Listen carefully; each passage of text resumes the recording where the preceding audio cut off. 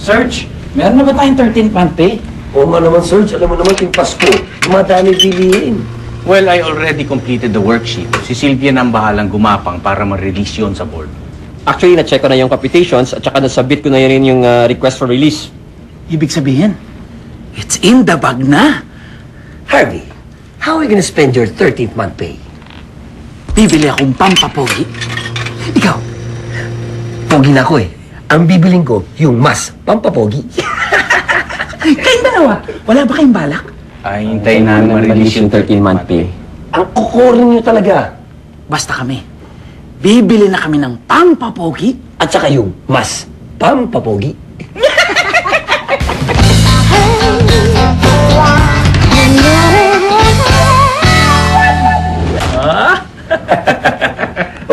Harvey, ang ganda ng cellphone mo. Siyempre, latest eh. High-tech na high-tech to.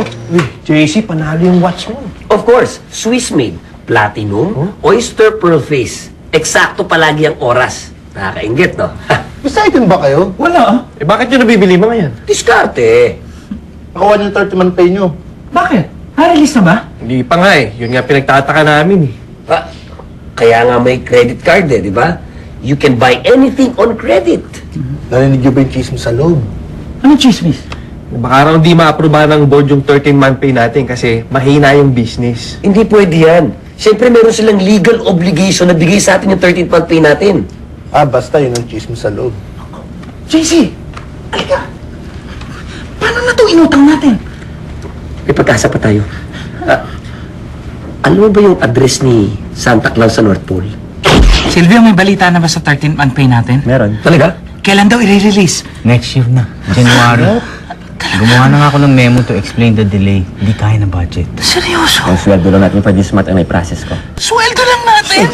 At siguro, ito na lang ako kay Boss Rick. Paparamdam lang ako sa mga ninong at ninang ko. Christmas card na lang ibibigay ko kay Mami.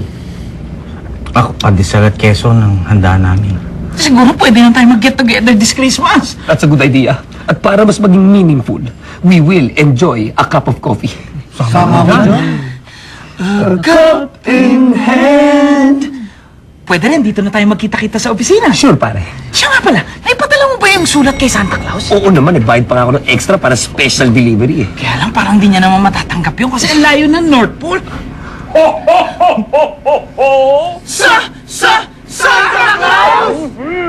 Santa Claus! Para sa inyo! Uy! 13-month pay! Paano nangyari to, Santa? Natanggap ko ang sulat nyo sa North Pole. Special delivery, di ba? Merry Christmas, Santa, pero kape muna tayo, kape muna tayo. Yes! Tubo. Wow!